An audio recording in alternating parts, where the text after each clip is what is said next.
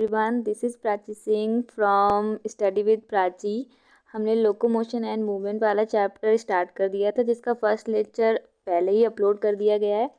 ये second lecture है और फर्स्ट लेक्चर में हमने मसल्स के बारे में पढ़ा था, टाइप्स ऑफ मसल्स के बारे में पढ़ा था। आज हम स्केलेटल मसल्स के बारे में पढ़ेंगे और कॉन्ट्रैक्टाइल प्रोटीन के बारे में पढ़ेंगे, स्ट्रक्चर ऑफ कॉन्ट्रैक्टाइल प्रोटीन के बारे में पढ़ेंगे। तो ये आज के हमारे टॉपिक है, इन्हें हम डिटेल में पढ़ेंगे और एनसीईआरटी वाइज होंगे, एनसीईआरटी के डायग्राम भी देखेंगे। चलिए स्टार्ट करते हैं।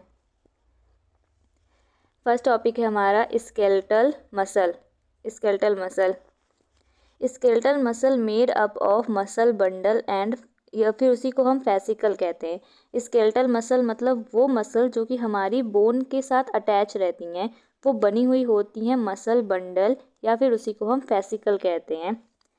Held together by collagenous connective tissue, एक दूसरे से कैसे चिपकी रहती है। जैसे कि ये मैंने बना दिया, सपोज कीजिए ये मसल बंडल है, ये एक मसल बंडल है और ये एक मसल बंडल है। ये दोनों मसल बंडल एक दूसरे से एक कोलेजिनस कनेक्टिव टिश्यू के थ्रू कनेक्टेड रहती हैं, उसका नाम होता है फेशिया। कोलेजिनस कनेक्टिव टिश्यू का नाम होता है फेसिया और मसल बंडल को कहते हैं फेसिकल। ये दोनों वर्ड काफ़ी ज़्यादा कंफ्यूजिंग है, इसलिए दोनों वर्ड को अच्छे से मतलब समझ लीजिएगा, वरना क्वेश्चन करने में कन्फ्यूजन होती है। तो भी ये एक डायग्राम है, इससे हम समझेंगे। यहाँ पे ये जो पूरा डायग्राम है, ये एक स्केलेटल मसल का है। ये पूरा डायग्राम, ये आउटर लाइन जहाँ मैं बना रही हूँ, पूरा डायग्राम स्केलेटल मसल का है। ठीक है, स्केलेटल मसल के अंदर ये है मसल बंडल, ये चीज़ें हैं मसल बंडल। दो मसल बंडल को जो चीज़ जोड़े है उसे कहेंगे हम, यहाँ पे दो मसल बंडल को एक साथ जोड़े है उसे कहेंगे कोलेजिनस कनेक्टिव टिश्यू। तो आपको ये मसल दिखाई दी, ये पूरी मसल है और यहाँ पे ढेर सारे मसल बंडल हैं। ये देखिए ढेर सारे मसल बंडल हैं, मसल बंडल जिन्हें हम फेसिकल भी कहते हैं। जो दो मसल बंडल है एक दूसरे से कोलेजिनस कनेक्टिव टिश्यू के थ्रू कनेक्टेड है, जिसे हम फेशिया कहते हैं। यहाँ पे हमने एक दूसरी तरह से व्यू किया है, जैसे कि आप समझिए, जैसे कि एक पाइप है, ये समझिए मसल बंडल है। अगर मैंने इसको यहाँ से ऐसे कट कर दिया, फिर आप इसके ऊपर से ऐसे देख रहे हैं, तो आपको तो ऐसा सर्कुलर में स्ट्रक्चर दिखेगा ना, ऐसा ऐसा ऐसा सा कट किया हुआ ऐसा सा। तो वही बस उसका सर्कुलर व्यू हम देख रहे हैं, इसका सर्कुलर व्यू ऐसे देख रहे हैं हम। तो बस वही मसल बंडल को इन डिटेल में देख रहे हैं। यहाँ पर हम ये चीज़ क्या है यहाँ पर, इसे कहेंगे हम, ये स्केलेटल मसल है। स्केलेटल मसल के अंदर वाली ये फेसिकल या मसल बंडल है, आपको दिख रहे होंगे मसल बंडल, जो हमने डायग्राम में यहाँ पे हमने सिलेंड्रिकल बनाया है। ये मसल बंडल यही यहाँ पर सर्कुलर है, क्योंकि सपोज कीजिए ये मसल बंडल है। ये काफ़ी सारे लोग को ये वाला डायग्राम नहीं समझ में आता है, तो मैं एक्सप्लेन कर रही हूँ। मसल बंडल है, ये मसल है, ये वाली मसल है, ये वाली पूरी मसल है, उसके अंदर है मसल बंडल है इसके अंदर। अगर मैंने इसे ऐसे कट कर दिया तो हमें क्या व्यू दिखेगा, ये पूरी मसल दिखेगी हमें, और उसके अंदर के हमें ऐसे मसल बंडल दिखेंगे। और इसका भी जब मैंने व्यू निकाला तो क्या दिखा, ये मसल बंडल और उसके अंदर ये मसल और उसके अंदर के ये मसल बंडल, कुछ ये वाला व्यू है। ठीक है, मसल बंडल की जो आउटर, ये जो स्केलेटल मसल है, स्केलेटल मसल की जो आउटर लेयर होती है, सबसे आउटर लेयर, उसे कहते हैं एपिमाइसियम। ये स्केलेटल मसल की आउटर लेयर है।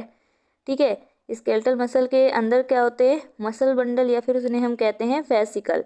फेसिकल की आउटर लेयर को हम कहते हैं पेरीमाइसियम, जो कि एक कोलेजिनस कवरिंग है, कोलेजिनस कार्टिलेज होता है उसकी कवरिंग है।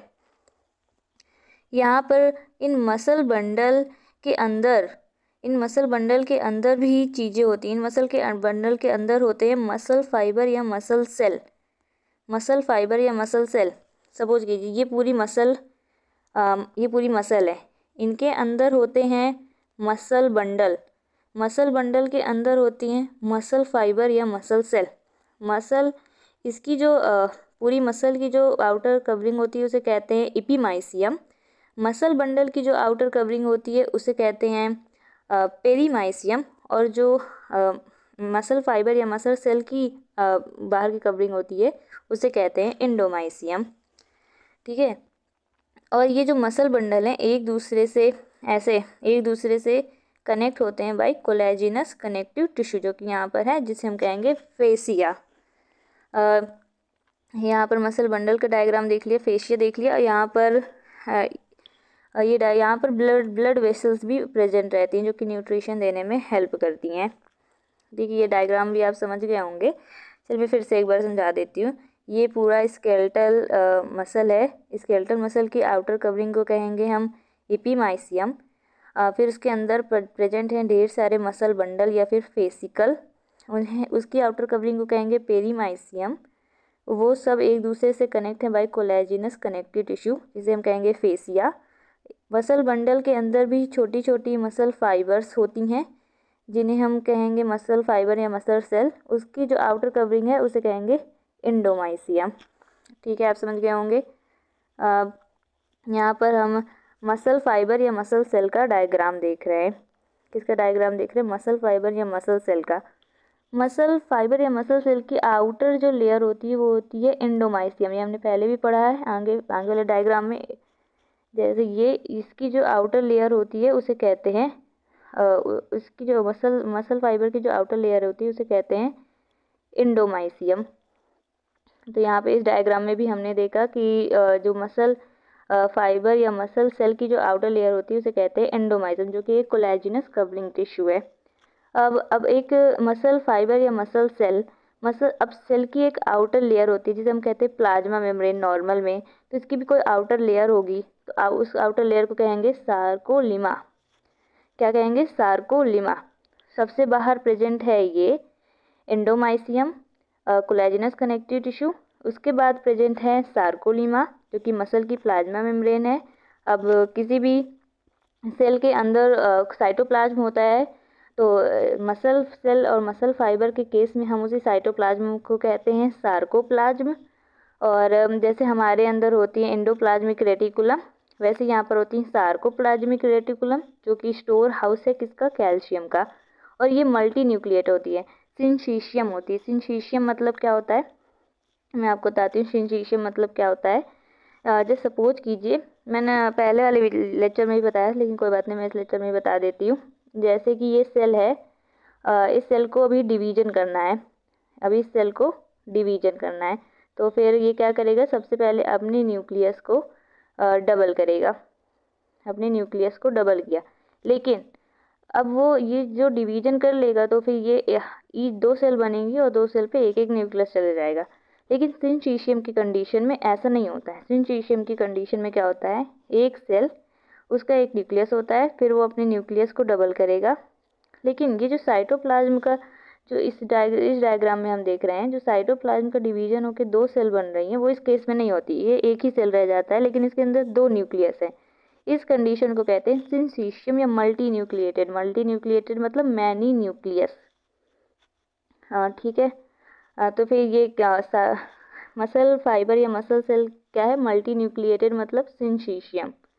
ये भी समझ लें। मसल सेल की जो मेम्ब्रेन को कहते हैं उसे कहते हैं सार्कोलिमा। सबसे आउटर एंडोमाइसियम, जो साइटोप्लाज्म होता है उसे कहेंगे सार्कोप्लाज्म। और सार्कोप्लाज्मिक रेटिकुलम होती हैं जो कि स्टोर हाउस है कैल्शियम का। और मल्टी न्यूक्लिएटेड होती हैं, सिंचिशियम होती हैं। ठीक है, डायग्राम देखें तो काफ़ी डायग्राम से काफ़ी इजी हो जाती है पढ़ाई। तो डायग्राम मोस्टली तो डायग्राम से ही पढ़ना चाहिए। अब हम देखेंगे inside muscle cell. Muscle cell के अंदर भी हम अब डिटेल व्यू देखेंगे कि क्या हमें दिखता है। मसल सेल जो कि जिसे हम मसल फाइबर भी कहते हैं, पैरेलली अरेंज्ड फाइबर्स दिख रहे होते हैं हमें यहाँ पे, जैसे कि आपको फिगर में दिख रहे हैं पैरेलली अरेंज्ड फाइबर्स, जिन्हें हम मायोफिलामेंट्स या मायोफिब्रिल्स कहते हैं। क्या कहते हैं? मायोफिलामेंट्स या myofibrils. Made up of 2 specialised protein, actin and myosin. किससे बनी रहती हैं? 2 स्पेशलाइज्ड प्रोटीन से, एक्टिन और मायोसिन। हम फिर से देखते हैं मैं क्या कहना चाह रही हूँ कि मसल सेल का हम और डिटेल में व्यू देख रहे हैं कि क्या होता है मसल सेल के अंदर। तो मसल सेल के अंदर हमें दिखे parallelly arranged fibres. Parallelly arranged fibres, उन फाइबर्स को कहते हैं मायोफिलामेंट या मायोफिब्रिल्स, जो कि बने हुए होती हैं दो स्पेशलाइज्ड प्रोटीन से। पहले को कहते हैं एक्टिन और कहते हैं मायोसिन। ठीक है, अब इस फिगर की तरफ देखिए, दो प्रोटीन का नाम याद हो गया, एक्टिन और दूसरे क्या है, मायोसिन। ठीक है, अब इस फिगर को देखो ध्यान से। ठीक, यहाँ पर आपको दिख रहा होगा कुछ डार्क पैचेस हैं और कुछ लाइट पैचेस हैं। दिख रहा होगा कुछ डार्क पैचेस, मैं अच्छे से एक्सप्लेन करती हूँ। यहाँ पर आपको दिख रहा होगा ये कुछ डार्क पैचेस हैं और यहाँ पर कुछ लाइट पैचेस दिख रहे होंगे। अब ये डार्क और लाइट पैचेस क्या है उसको देखते हैं। स्टार्ट करते हैं। तो फिर ये जो डार्क पैचेस या डार्क बैंड होता है उसे हम ए बैंड भी कहते हैं। डार्क बैंड को हम ए बैंड भी कहते हैं। ए मतलब होता है एन आइसोट्रॉपिक, ए मतलब होता है एन आइसोट्रॉपिक बैंड। तो यहाँ पर क्या है, मायोसिन प्रोटीन प्रेजेंट रहती है जो कि थिकर होती है, इसलिए थिकर फिलामेंट बोलती है। अब आप सपोज कीजिए कि यहाँ पर एक पतला पतला थ्रेड अगर मैं एक साथ रख लूँ तो वो कुछ ऐसा दिखेगा, लेकिन अगर मैं मोटा मोटा थ्रेड अगर एक साथ रखूँ तो वो कुछ ऐसा दिखेगा। जैसे कि यहाँ पे क्या है, मोटा मोटा समझ लीजिए थ्रेड या बैंड है और यहाँ पे पतला पतला थ्रेड है, तो कुछ ऐसा ही स्ट्रक्चर दिखेगा व्यू में। कुछ जगह आपको लगेंगी काफ़ी डेंस हैं, भरी भरी सी, कुछ जगह आपको काफ़ी क्लियर व्यू में दिखेंगी। तो यही है। तो डार्क बैंड और ए बैंड होता है कुछ एन आइसोट्रॉपिक, जो कि बना हुआ था मायोसिन प्रोटीन से, जो कि एक थिकर प्रोटीन है जो कि बनी हुई होती है थिकर फिलामेंट से। वही लाइट बैंड बना हुआ था आई बैंड से। आई बैंड मतलब आइसोट्रॉपिक और लाइट बैंड में प्रेजेंट होती हैं एक्टिन प्रोटीन जो कि एक थिनर फिलामेंट है। डार्क बैंड में प्रेजेंट होती है मायोसिन प्रोटीन जो कि एक थिकर फिलामेंट है। आपको याद हो गया होगा। यहाँ पर एक इम्पॉर्टेंट नोट लिखी हुई है, due to arrangement of these protein myofibrils जिन्हें हम कहते हैं, show dark and light band called as striations. अब ये मायोफिब्रिल्स या मायोफिलामेंट के अरेंजमेंट की वजह से हमें यहाँ पे डार्क और लाइट पैचेस देखने को मिलते हैं, जैसे कि आप डायग्राम में देख रहे होंगे। ठीक है, अब यहाँ पे क्या लिखा है, actin and myosin are rod like filament parallel to each other and also parallel to the longitudinal axis of myofibrils. यहाँ पे लिखा है एक्टिन और मायोसिन फिलामेंट, ये एक्टिन मान लीजिए, एक्टिन फिलामेंट और ये मायोसिन फिलामेंट एक दूसरे के पैरेलली अरेंज रहते हैं और साथ में लॉन्गिट्यूडनल एक्सिस के भी, मायोफिब्रिल के लॉन्गिट्यूडनल एक्सिस के भी पैरेलली अरेंज्ड होते हैं। आपको समझ में आ गया होगा। ये डायग्राम काफ़ी ज़्यादा इम्पॉर्टेंट है, इससे एमसीक्यू या फिर डिटेल लॉन्ग क्वेश्चन आंसर इससे बन जाते हैं। तो इस डायग्राम को ध्यान से देखिएगा। ठीक है, यहाँ पे जो पिंक कलर से डिनोट की गई हैं उन्हें हम ए बैंड कहते हैं। ए बैंड का मतलब क्या होता है, आपको मैं आगे दिखाती हूँ। ए बैंड का क्या मतलब होता है, जो मायोसिन फिलामेंट से बने हुए होते हैं, मतलब थिकर फिलामेंट से बने होते हैं, डार्क बैंड। अब मैं दिखाती हूँ, ये ए बैंड है, इसका मतलब क्या होता है, ये मायोसिन फिलामेंट से बना होता है, डार्क बैंड, इसलिए आपको दिख रहा होगा ये मोटा है। और ये जो थिकर है, ये वाला बैंड थिकर है, और ये वाला बैंड बना हुआ होता है आई बैंड से। आई बैंड मतलब कि थिनर बैंड, मतलब कि एक्टिन फिलामेंट से बना हुआ है।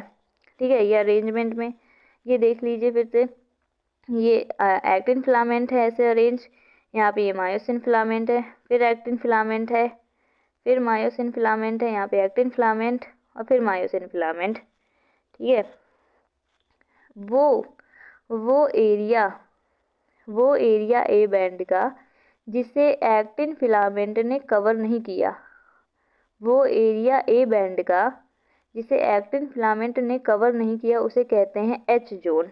फिर से, वो एरिया एक्टिन फिलामेंट का, एक्टिन मतलब मायोसिन फिलामेंट का, वो एरिया जिसे एक्टिन फिलामेंट ने क्या कवर नहीं किया उसे कहते हैं एच जोन। ये एम लाइन क्या है, यहाँ पे ये एम लाइन देखेंगे, एम लाइन एक फाइब्रस मेम्ब्रेन है। किसकी मेम्ब्रेन है, फाइब्रस मेम्ब्रेन है, जो कि होल्ड करती है इस मायोसिन फिलामेंट को पकड़ करके रखती है ये एम लाइन। फाइब्रस मेम्ब्रेन है, होल्ड द मायोसिन फिलामेंट। और अब देखेंगे ये आई बैंड क्या होता है। आई बैंड हमें आई बैंड होल्ड करके रहता है ये एक्टिन फिलामेंट को, ठीक है। यहाँ पर क्या देखेंगे, ये जेड लाइन क्या होती है। जेड लाइन एक इलास्टिक फाइबर की होती है, holds the actin filament and bisect the I band. Actin filament को ये भी होल्ड किए रहती है और आई बैंड को देखिए बाइसेक्ट कर रही है। आई बाइसेक्ट मतलब काट रही है आई बैंड को दो इक्वल पार्ट्स में, तो वो होती है जेड लाइन। मैं भी आप सबको मतलब बता रही हूँ क्या क्या होते हैं, फिर बाद में एक साथ फिर से पढ़ा दूंगी। ये दो जेड लाइन के बीच का जो स्पेस होता है उसको कहते हैं सार्कोमियर। क्या कहते हैं, sarcomere. Distance between two successive Z line, दो सक्सेसिव जेड लाइन के बीच का जो डिस्टेंस होता है उसे कहते हैं सार्कोमियर। ये सार्कोमियर होती है फंक्शनल यूनिट होती है कॉन्ट्रैक्शन की, फंक्शनल यूनिट। इसको आपको आगे समझ में आएगा जब हम स्लाइडिंग फिलामेंट थ्योरी के बारे में पढ़ेंगे। इन रिलैक्स्ड मसल मायोसिन फिलामेंट, अगर हम बात करें रिलैक्स्ड मसल की, तो जो मायोसिन फिलामेंट होती है वो partially covered by actin filament. अगर आप देख रहे होंगे ये जो मायोसिन फिलामेंट है अभी पूरी तरह से कवर नहीं की गई है एक्टिन फिलामेंट के द्वारा। एक्टिन फिलामेंट में अभी एच जोन प्रेजेंट है, अभी डिसअपियर नहीं हुआ है, लेकिन जब कॉन्ट्रैक्शन होगी तब ये डिसअपियर हो जाएगी, ये हट जाएगा। और क्या होगा, एक्टिन फिलामेंट यहाँ और यहाँ तक आ जाकर मायोसिन फिलामेंट को बिल्कुल कवर कर लेंगे, ठीक है। आप वापस से रिवाइज कीजिए अपने मन में कि एम लाइन क्या होता है। फाइब्रस मेम्ब्रेन होता है, होल्ड करता है मायोसिन फिलामेंट को। जेड लाइन क्या होता है, इलास्टिक फाइबर होता है, होल्ड करता है एक्टिन फिलामेंट को, बाइसेक्ट करता है ए बैंड को। एच जोन क्या होता है, ये पार्ट होता है मायोसिन फिलामेंट का जो ओवरलैप नहीं किया जाता है एक्टिन फिलामेंट के थ्रू। और ये डायग्राम क्या दिखा रही है, डायग्राम तब का है जब मसल रिलैक्स्ड है, कॉन्ट्रैक्शन नहीं हुई है, अभी एच जोन डिसअपियर नहीं हुआ है, मायोसिन फिलामेंट अभी पूरी तरह से कवर नहीं की गई है एक्टिन फिलामेंट के थ्रू। सार्कोमियर क्या होता है, डिस्टेंस होता है दो सक्सेसिव जेड लाइन के बीच में, फंक्शनल यूनिट ऑफ कॉन्ट्रैक्शन भी होता है, ठीक है। अब ये एक एनसीईआरटी का डायग्राम है जहाँ पर ये वाली ये पूरी मसल दिखाई गई है, ये पूरी मसल है, यहाँ पे ये पूरी मसल है, ठीक है। और इस मसल के अंदर ये जो प्रेजेंट है इन्हें कहेंगे हम मसल बंडल या फिर फेसिकल। क्या कहेंगे, मसल बंडल या फिर फेसिकल। एक मसल बंडल को हमने निकाल लिया और उसका व्यू देख रहे हैं, एक मसल बंडल का हम यहाँ पर व्यू देख रहे हैं। जो मसल बंडल के अंदर छोटी छोटी हैं उन्हें कहते हैं हम फेसिकल, उन्हें कहते हैं सॉरी फेसिकल नहीं, उन्हें कहते हैं मसल फाइबर या मसल सेल कहते हैं, ठीक है। एक मसल सेल को भी हमने निकाल लिया तो हमें क्या दिख रहा है, उसके अंदर मायोफिब्रिल्स या मायोफिलामेंट, जिसे हम कहते हैं एक्टिन या फिर मायोसिन, एक्टिन या फिर मायोसिन कहते हैं, एक्टिन या फिर मायोसिन, ठीक है। मैं आपको फिर से बता देती हूँ एक बार, ये पूरी मसल, ये पूरी मसल है। मसल के अंदर प्रेजेंट रहते हैं मसल के अंदर प्रेजेंट रहते हैं फाइबर्स, मसल फाइबर्स या फिर इसके अंदर प्रेजेंट यहाँ पे ये जो है एंडोमाइसियम, ये किसकी लेयर है मैं आपसे पूछ रही हूँ, कमेंट में जरूर बताइएगा इसका आंसर। यहाँ पे एक और एनसीईआरटी का व्यू है जहाँ पे फिर से बताया, यहाँ पे दिखाया गया ये चीज़ें हैं फेसिकल, जिन्हें हम कहते हैं मसल बंडल। मसल बंडल के अंदर हैं मसल फाइबर्स या मसल सेल, और यहाँ पर है सार्कोलिमा जो कि मसल सेल की मेम्ब्रेन है। यहाँ पर ब्लड कैपिलरी जो कि हमने आगे वाले डायग्राम में देखा था, यहाँ भी दिखाते हैं, ये यहाँ पर हैं, यहाँ पर हैं ब्लड वेसल्स, इसकी बात की गई है। अगर ये डायग्राम फिर से नहीं समझ में आया तो मैं बता देती हूँ। ये होता है इपीमाइसियम, इपीमाइसियम होती है मसल की आउटर लेयर, फिर पेरीमाइसियम ये फेसिकल की आउटर लेयर होती है, एंडोमाइसियम ये मसल सेल की आउटर लेयर होती है, सार्कोलिमा ये मसल सेल की प्लाज्मा मेम्ब्रेन होती है, सार्कोप्लाज्मा ये मसल सेल का साइटोप्लाज्म की जैसे होता है, मायोफिब्रिल मसल सेल में प्रेजेंट होने वाले मायोफिलामेंट्स या मायोफिब्रिल्स होते हैं, ठीक है। ये एनसीईआरटी का एक और डायग्राम है, यहाँ पर ये पूरा ये ए बैंड से आप कंफ्यूज मत हो जाइएगा। यहाँ पर ए बैंड इसी को ही दिखाने की कोशिश कर रहे हैं लोग एनसीईआरटी। ये पूरा ये है ए बैंड। ये कलर नहीं सही से दिख रहा होगा, मैं आपको दूसरे कलर से दिखाती हूँ। ये है ए बैंड, ये है ए बैंड। और फिर यहाँ पर क्या, ये पूरा मतलब यहाँ से ये पूरा ये वाला पोर्शन बोल रहे हैं कि ये है ए बैंड। ये वो पोर्शन है जहाँ जिसने अभी एक्टिन फिलामेंट ने मायोसिन फिलामेंट को कवर नहीं किया है, तो यहाँ पर है एच जोन। ये आई बैंड है, ये जेड लाइन है। जेड लाइन मतलब holds the actin filament and bisect the I band. ये सार्कोमियर है, distance between two successive Z line and the functional unit of the muscle contraction. अब हम इस कॉन्ट्रैक्टाइल प्रोटीन के स्ट्रक्चर की बात करेंगे। कॉन्ट्रैक्टाइल प्रोटीन के स्ट्रक्चर जो जानेंगे उससे पहले तो ये जान ले कॉन्ट्रैक्टाइल प्रोटीन होती क्या क्या है। तो कॉन्ट्रैक्टाइल प्रोटीन दो तरह की होती हैं, एक्टिन और मायोसिन। एक्टिन जानते हैं हम, एक्टिन थिनर होता है और मायोसिन थिकर होती है। ये आई बैंड इसे हम कहते हैं, इसे हम ए बैंड कहते हैं। तो ये सब तो आगे पढ़ चुके हैं, ठीक है। एक्टिन फिलामेंट की बात करते हैं। एक्टिन फिलामेंट जैसे कि हम अब तो कितनी बार बोल चुके हैं थिन फिलामेंट, अब तो आपको याद भी हो गया होगा। तो ये थिन फिलामेंट है, made up of 3 proteins. 3 protein से बना हुआ होता है। एक को कहते हैं एफ एक्टिन, एक को कहते हैं ट्रोपोमायोसिन, एक को कहते हैं ट्रोपोनिन। ट्रोपोनिन के आगे चलिए मैं आपको आगे बताती हूँ। तो एक्टिन फिलामेंट 3 प्रोटीन से बना हुआ होता है, एफ एक्टिन, ट्रोपोमायोसिन और ट्रोपोनिन, ठीक है। एफ एक्टिन के बारे में बात करेंगे तो एफ एक्टिन के अंदर 2 फिलामेंटस एक्टिन्स होती हैं, helically bound to each other. मतलब क्या है, एफ एक्टिन में 2 फिलामेंटस एक्टिन होती हैं, हेलिकली बाउंड होती है। हेलिकली मतलब कुछ इस तरह से इसे कहते हैं हेलिकल स्ट्रक्चर, जो कि हमारे डीएनए का भी होता है। तो यहाँ पे कह रहे हैं कि दो फिलामेंटस एक्टिन प्रोटीन जो कि हेलिकली बाउंड है एक दूसरे से, ऐसा सा कुछ स्ट्रक्चर बना रही होती हैं एफ एक्टिन, ठीक है। ये क्या होती है, एफ एक्टिन क्या होती है, एक पॉलीमर होती है। पॉलीमर का मतलब क्या होता है आपको पता है? पॉलीमर का मतलब होता है मतलब बहुत ही छोटी छोटी यूनिट से मिल करके बनना।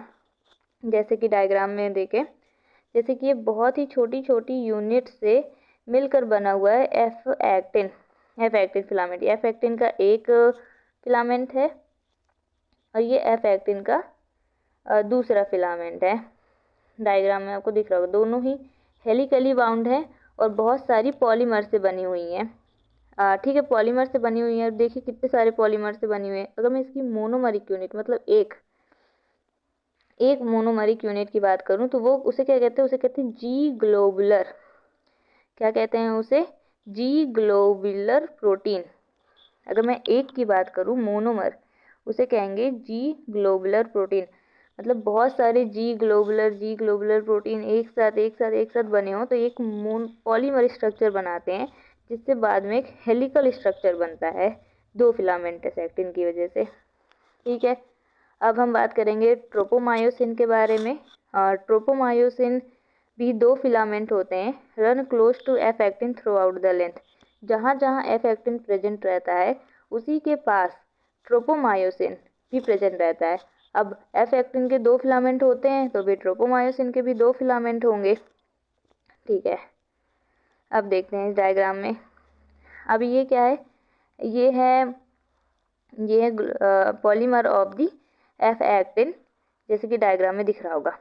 और फिर ये येलो कलर से क्या दिखाया जा रहा है, येलो कलर से दिखाया जा रहा है ट्रोपोमायोसिन, जो कि क्लोज टू एफ एक्टिन है। और 2 फिलामेंट आपको दिख रहे होंगे, ये नंबर 1 नंबर 2 2 फिलामेंट दिख रहे हैं जो कि एक दूसरे से वैसे ही अरेंज है जैसे कि एफ एक्टिन अरेंज है।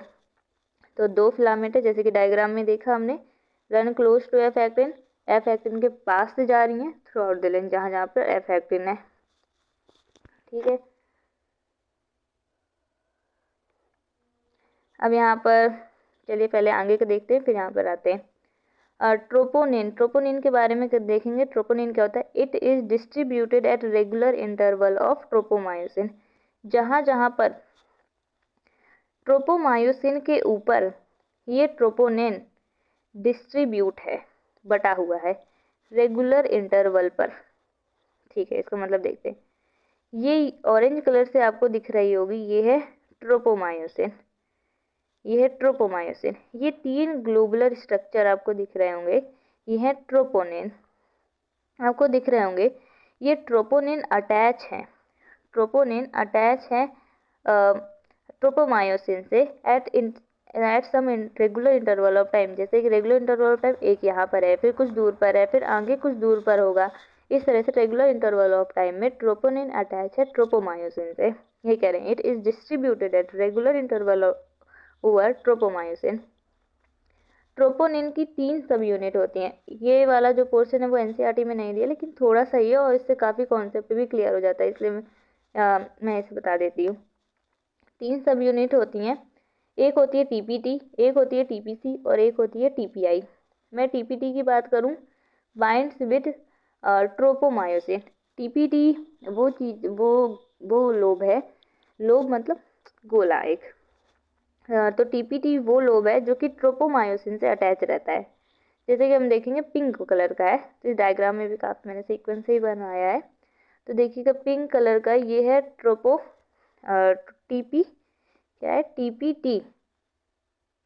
तो टीपीटी वाला चीज़ कहाँ पे अटैच रहेगा? ट्रोपोमायोसिन में। कहाँ पर अटैच होगा? ट्रोपोमायोसिन में, देख रहे होंगे आप। बाइंड्स टू ट्रोपोमायोसिन में बाइंड होगा ये टीपीटी वाला। अच्छा, टीपीसी कैल्शियम बाइंडिंग साइट है, यहाँ पर कैल्शियम बाइंड होगा, ये कैल्शियम बाइंडिंग साइट है। Inhibit binding of actin and myosin filament. ये एक्टिन और मायोसिन फिलामेंट को इनहिबिट करता है, उन्हें बाइंड नहीं करने देता है। जैसे मैं अगर थोड़ा सा बताऊं, तो फिर सपोज कीजिए ये है एक्टिन फिलामेंट, जो कि जिसका हेलिकल स्ट्रक्चर है, और ये है इसकी बाइंडिंग साइट। थोड़ा सा इसे जूम कर लेते हैं। ये है इसकी बाइंडिंग साइट। यहाँ पर हमारा क्या जाता है, मायोसिन बाइंड हो सकता है। मायोसिन का स्ट्रक्चर कुछ इस तरह से होता है, आगे वाले लेक्चर में हम डिटेल में पढ़ेंगे। एक ऐसा लोब होता है, एक ऐसा लोब निकला हुआ होता है, इस तरह का कुछ स्ट्रक्चर होता है मायोसिन का। ठीक है, ये मायोसिन का स्ट्रक्चर है। तो फिर ये है वो साइट, ये स्ट्रक्चर में मैं दिखा रही। तो यहाँ पर लगा हुआ होता है टीपीआई, टीपीआई लगा रहता है, जो कि इनहिबिट कर देता है binding of actin and myosin filament की। तो सपोज कीजिए इस डायग्राम में अगर यहाँ पर ये टीपीटी लगा रहेगा, तो ये ग्लोबुलर वाला हेड कैसे यहाँ पे ज्वाइन करेगा? ये तो ज्वाइन ही नहीं कर पाएगा, इसलिए इसको हटाना होता है। ये हटता है तब जब यहाँ पर कैल्शियम ऐड हो जाता है। यहाँ पर जब कैल्शियम ऐड हो जाएगा तो फिर ये वाला लोबुलर स्ट्रक्चर घूम जाता है, जिसकी वजह से ये वाली साइड हट जाती है और ये स्पेस खुल जाता है, जिससे मायोसिन अटैच हो जाता है एक्टिन फिलामेंट से। ठीक है, देखिए मैंने फिगर में भी यहाँ पर दिखाया हुआ है। ये मायोसिन फिलामेंट है, ये एक्टिन फिलामेंट है। यहाँ पर एक्टिन बाइंडिंग साइट है, actin binding site for myosin. तो एक्टिन पर साइट रहती है मायोसिन के लिए। यहाँ पे एनसीईआरटी का डायग्राम है, जिसका इन डिटेल हम आगे करेंगे। तो ठीक है, तो ये अभी आपको पता नहीं चल रहा होगा एटीपी बाइंडिंग साइट क्या होती है। ये एक्टिन बाइंडिंग साइट तो खैर मैंने थोड़ा बहुत बता दिया है, लेकिन इसका इन डिटेल नेक्स्ट लेक्चर में करेंगे। ये होते हैं, लेकिन मैं थोड़ा सा बता देती हूँ। ये होते हैं मायोसिन फिलामेंट है, ये पूरा स्ट्रक्चर मायोसिन फिलामेंट का है। ये वाला स्ट्रक्चर कहेंगे क्रॉस आर्म, यहाँ पर होती, इसे कहेंगे शॉर्ट आर्म और इसे कहेंगे हेड। ये दोनों ही मिलकर बनाती हैं क्रॉस आर्म। और ये है एक्टिन बाइंडिंग साइट, तो ये एटीपी बाइंडिंग साइट और ये है एक्टिन बाइंडिंग साइट। यहाँ से ये ऐसे करके अटैच कर जाता है, जहाँ पर ये ट्विस्ट हो जाएगा, यहाँ से ये ऐसे अटैच हो जाता है। ठीक है, ये एफ एक्टिन है, जिसका पॉलीमर होते हैं मोनोमरिक यूनिट जी ग्लोबुलर प्रोटीन है। ये ट्रोपोमायोसिन है। दो फिलामेंट जो कि क्लोज टू एफ एक्टिन के मूव करते हैं। ये ट्रोपोनिन है जिनके 3 लोब होते हैं। एक होता है टीपीटी, एक होता है टीपीसी और एक होता है टीपीआई। एक होता है टीपीटी, एक होता है टीपीसी और एक होता है टीपीआई। ठीक है, ये कुछ होमवर्क क्वेश्चन है इसी लेक्चर से रिलेटेड। आप इसे जो इस लेक्चर के बाद आराम से जब भी टाइम मिले कर लीजिएगा। ठीक है, थैंक यू इस लेक्चर को देखने के लिए। लेक्चर आपको कैसा लगा बताइएगा कमेंट में, और नेक्स्ट लेक्चर में हम इसके भी आगे पढ़ेंगे, जैसे स्लाइडिंग फिलामेंट थ्योरी और भी काफ़ी सारी चीज़ें पढ़ेंगे, और काफ़ी इंपॉर्टेंट लेक्चर है नेक्स्ट लेक्चर, तो मिस मत कीजिएगा। और thank you so much, thank you for watching, like and subscribe.